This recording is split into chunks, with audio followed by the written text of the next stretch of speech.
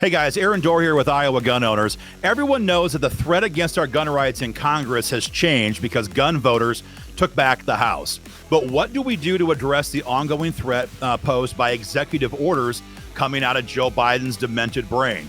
For that, we need the Second Amendment Preservation Act, or SAPA for short. I recently interviewed our lead bill sponsor for SAPA next session, Jeff Shipley. Guys, you're going to love this interview. You're going to love what SAPA law does even more. Watch the video, hit the links, take action, and join us in this fight.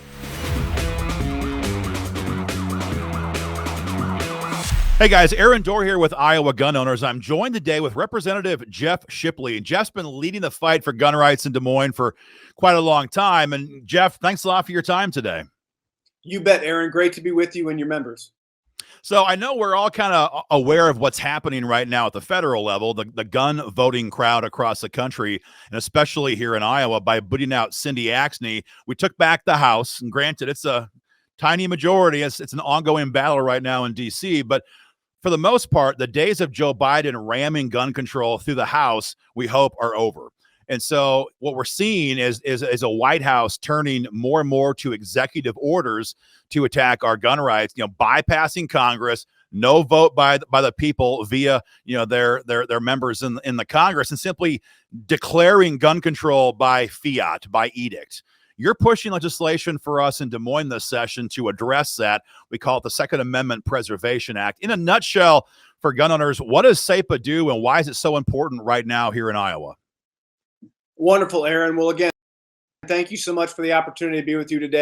So the problem we're trying to solve is Joe Biden, through unconstitutional federal orders, turning Iowans into criminals overnight by stripping them of their constitutionally guaranteed Second Amendment rights. And specifically, imagine being an Iowa sheriff and waking up one morning and learning that the federal government has turned ordinary run-of-the-mill gun owners into felons by outlawing whatever accessory upsets the left that day. Yeah.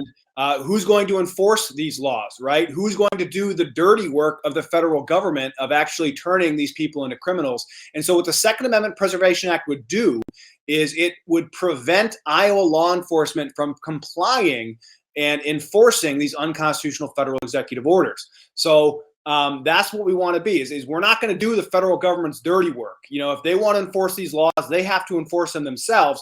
But our sheriffs, our local law enforcement, they have more than enough on their plate, keeping the peace in our local communities. The last thing I want to do is put them in a rock and a hard place of, again, doing the dirty work of the federal government of enforcing these unconstitutional mandates, which strip our constitutionally guaranteed rights.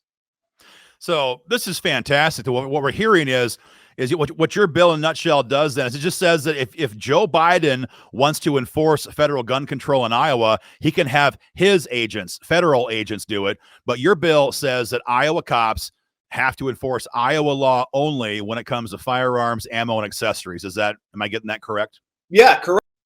And I think, our study in the law shows that there's no precedent for the federal government to be able to commandeer state resources in order to, enforce these provisions. So, yeah, that's what we're trying to do. Iowa law enforcement, we have our own legislature. We enact our own laws according to the Iowa Constitution with up and down votes in the legislature. So Iowa law enforcement can only enforce Iowa laws that have been constitutionally enacted.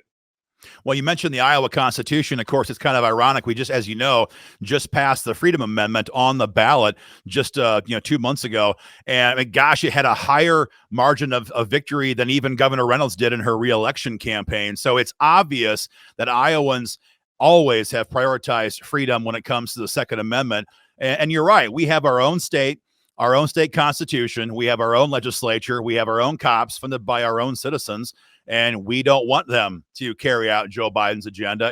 If we're going to do it like that, we might as well dissolve the 50 states and dissolve our state legislatures across America and all live under the edicts of this guy in the White House right now. Thank God we have a different system of government than that. This goes right to the heart of the idea of state sovereignty, doesn't it?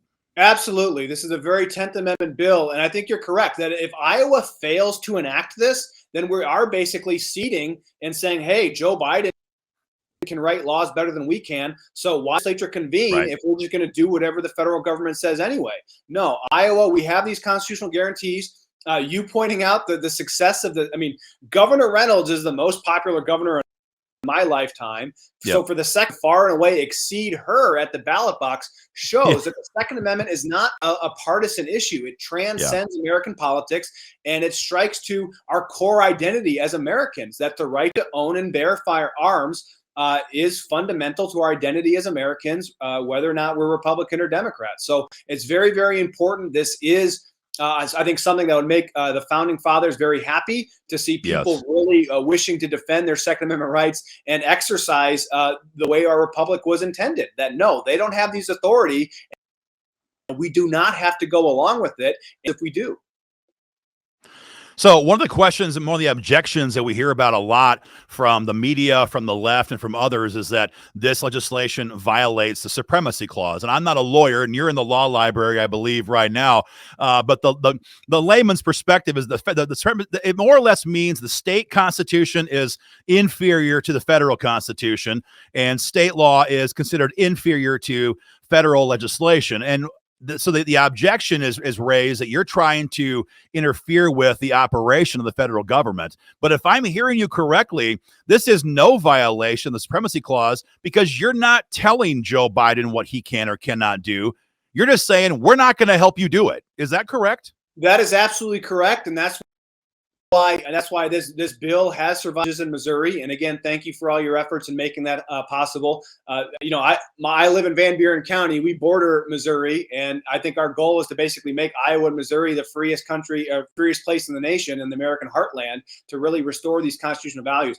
But yeah, I believe that constitutional interpretation is correct, that there's no precedent for the federal government to be able to commandeer state resources. Because if there was, that would mean every elected sheriff in every county in Iowa is basically just a lackey of the federal government. And in this potential instance, would be complicit in tyranny and would be complicit in the erasure of constitutional rights. So I don't want to put my sheriffs in that position where all of a sudden they're complicit with things that are violative of our foundational freedom. So we've kind of discussed the issue of supremacy clause, this not being a problem with that. Some people love to say that SAPA is anti-cop. And you have said a couple times, I don't want to put my sheriffs, you said, in this position. From our perspective, I talk to cops every day. I'm in the state capitol. The troopers are like the biggest gun guys, perhaps, in the entire state of Iowa. I talk to them. They're members of our organization, law enforcement all across the state. And the frontline cops that I talk to are 100% pro-gun. And what I hear from them is they are desperately looking for a solution like SAPA, because right now they're in a bind.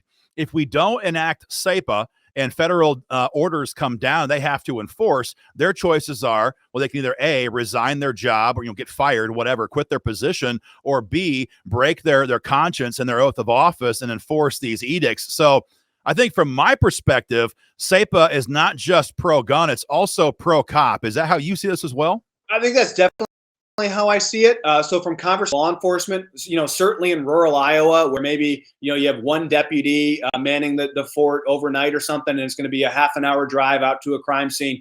Our law enforcement know from experience that gun owners and certainly people that invest in gun accessories and take their firearms very seriously are some of the most responsible, law-abiding people out there.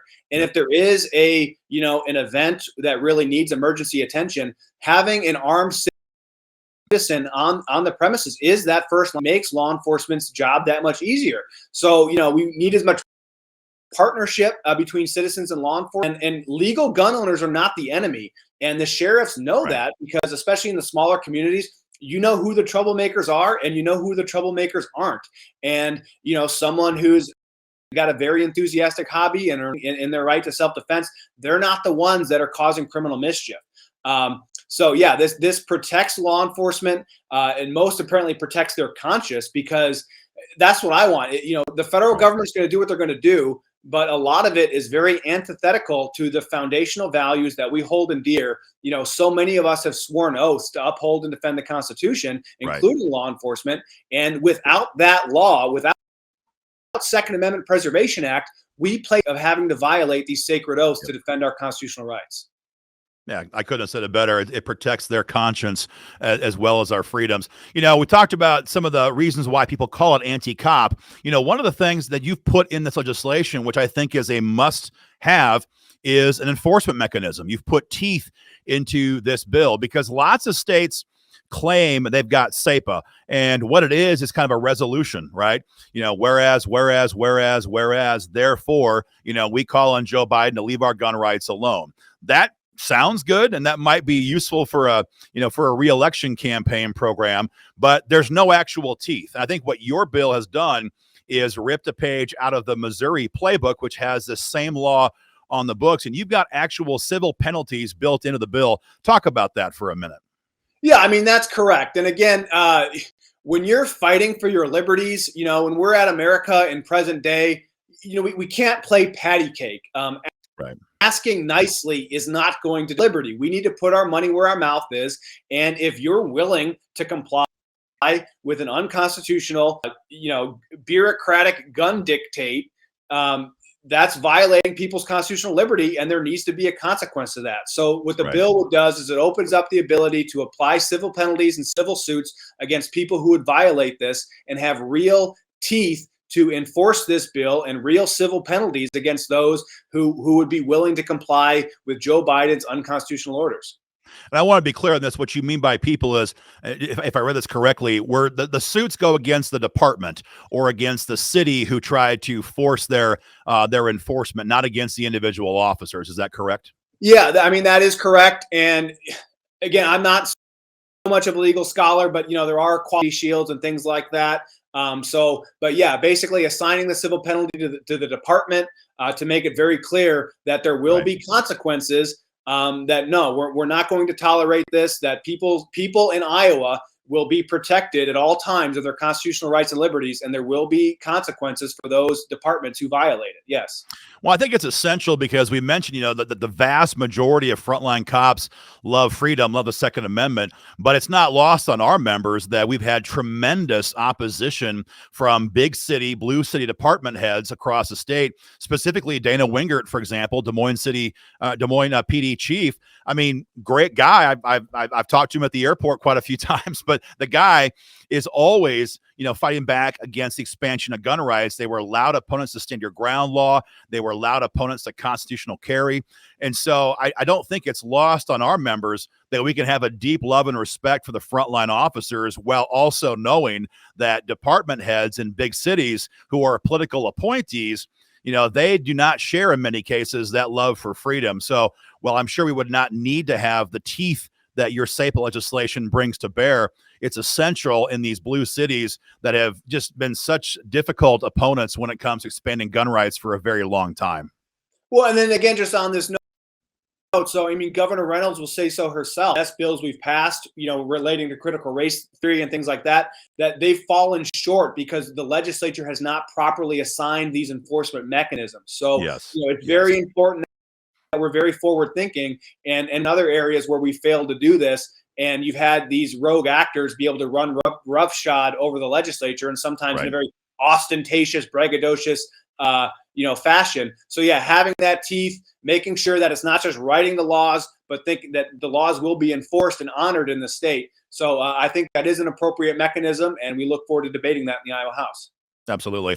And you've gone beyond just this point. You've gone the extra mile with this bill draft, if I'm reading this correctly, and you have clarified that while we're not letting Iowa cops give help or be used by the federal government, Iowa cops can still request and receive help from the feds if they need that for their criminal investigation activities. So, for example, if I'm correct, they can still request fingerprint analysis, ballistic analysis, database queries. All of the help of the feds is still available to our law enforcement partners. Is that correct? That's definitely the intention of the bill. Like I said, obviously, we don't want the federal government dictating to us because they don't have the constitutional authority. But at the same time, they do have a constitutional responsibility, to enforce some of these other provisions. So I know in areas like sex trafficking and other kind of high, very heinous crime situations that, we need as much help as we can get. I know State Patrol is very understaffed as it is. We have a lot of backlog. cold case murders and a lot of heinous things that are going on with, child pornography and child sex abuse. So we need all the help we can get. We want a great relationship with the federal government. We're not trying to sever ties with the federal government. We just want them to respect law and not, beat us down with their unconstitutional federal dictates. And again, this is not thank God we have at least a little bit of some pushback in Congress now with the new Republican majority in the House. Right. Again, these are unelected bureaucrats at the stroke of a pen trying to make up law at a whim, and that was never the way the system was intended. So there's no way we can comply with that because it's just so, it's tyrannical. I don't know how else it's dictatorial, it's tyrannical, and it's fundamentally un-American, and it does not belong in Iowa. I couldn't agree more with that. You mentioned a couple times court precedent on this. I've got a list here. I'm going to read off a couple of these cases. I think it's important for all the lawyers in your caucus and your caucus lawyers and everybody else who's curious about this. This is not a new concept. The idea of the states not wanting to assist the feds in various issues, not just having to do with firearms. This goes back to the 1800s, and we have repeated cases from left-leaning justices and right-wing justices who have always upheld the same idea, and that is when push comes to shove, the states are not the mere vassals of the federal government, and state and local law enforcement is not a mere appendage of the Department of Justice. 5 cases I want to mention for those who are curious. Murphy versus NCAA in 2018 dealt with sports betting. The NFIB versus Sebelius case, that was the Obamacare case in 2012. 1997, New York State versus United States. It was a radioactive waste case where the feds told New York to bury nuclear waste in their ground. They said no. The feds said yes. And again, the Supreme Court said you can't force the states to do this. 1997, the famous Brady Bill case, Prins versus United States. And 1842's Prigg versus Pennsylvania, the Fugitive Slave Act. The feds told the states to capture, collect, and return runaway slaves. And Pennsylvania said, we're not going to do that. The feds said, oh, yes, you will. SCOTUS said, you can't force the states to do this. And what I think is so wonderful about the 2012 case, Jeff, the Obamacare case, is that the court not only upheld states' rights, but they also said in their decision, the federal government may not withhold federal funding to the states as a weapon, as a whip to enforce compliance. So this is a very well-rounded, based legislation based on lots of Supreme Court law. And as you mentioned, based on what we've seen in Missouri just down there in 2021. So this thing is good to go if we can get the votes. And I just really, really appreciate, again, your help in helping us assemble all that legal research, because so much of what we see in Des Moines is just this very shallowness, where as soon as someone pushes back a little bit and tries to explain to you why something won't work, usually that's kind of the end of it. And so really being armed with those legal precedents and being able to say, no, this is legal. We have case law a mile long that supports this, going all the way back to the fundamental freedom of human slavery. So again, this is a very tried and true American tradition, and unfortunately, legislatures will just stop, at the first thing. They don't want to do the legal research. Right. They just want. It's very, very important that we come armed with that facts and that we do our homework, because that's what's required to effectively advocate for our freedom. I think for a lot of people across the country, especially here in Iowa, it's the idea that, I don't know how you say it. We sat back in 2020 and 2021. I think most of us wondered, are we going to get our country back? Are we going to get our basic rights and freedoms to travel back, to open our businesses back? I think for a lot of people, who are my age or younger, even our parents' generation and younger, we've never really seen a time like we did in 2020 and 2021. And we now all know, we felt that shiver down our spine. We now know what true power the government has, and it left in the wrong hands. It was one thing here in Iowa. It was a lot different in a blue state, for example. I think we all know now that I think the battle of our time for the rest of our lifetime going forward, in many ways, it's not going to be any one bill here in Iowa. It's state authority, state sovereignty versus an all-encompassing, all-powerful federal government. And this case is all about gun rights, but the parallels, I think, that this legislation brings to light in other areas are equally as important. So thank you so much on behalf of our members for leading this fight. I know that I know firsthand you catch arrows in the chest and arrows in the back, for being a fighter for gun rights. But if we don't stand our ground now, we're going to see our state more or less become, like I mentioned, that vassal of federal government. So thank you so much, Jeff, for all your support in this bill. It means a lot to our members. I mean, absolutely. I'm happy to do it. It's definitely a team effort. If it wasn't for the support of your members, I probably would not be in this position to do what I'm doing. And I think that's what kind of separates, your organization and your membership from some of the more other kind of, milk toast, patty cake type groups or kind of soft Republican type people, is you really understand the importance of this historical moment that, for a baby boomer who grew up in the 1950s and 60s and in the American century of the 20th century, things are very, very different now. And the future of our freedom truly is hanging in the balance. I think some people don't quite understand the gravity of the situation, that there are definitely a very, very well-organized forces that are very intent on removing as much human liberty as they can for God knows what end. America is not something to be taken for granted. The tree of liberty must be watered. It must be nourished. It must be defended. These are things that, men much greater than us have pledged their lives, their fortunes, and their sacred honor to defend. And we need to really dig in deep, because we cannot take our freedom for granted. And anyway, so that's what I think, that's the big thing that kind of worries me, is some of these so-called Republicans, I think, don't quite understand the severity of the moment and the times we're truly living in, because, they like to look at rose-colored glasses and don't quite understand history as well as some other people. Yeah. Well, as always, this is about our kids and our grandkids' freedom as much as it is about our own. So we have to take these stands now. Thank you again, Jeff. Folks, if you're watching this video, hit the link beneath the video here and take action. Sign your petition. Forward off your email to your state rep. Tell them to co-sponsor Jeff Shipley's SAPA legislation. And guys, as always, we'll keep you informed. Thank you very much. Thank you, guys.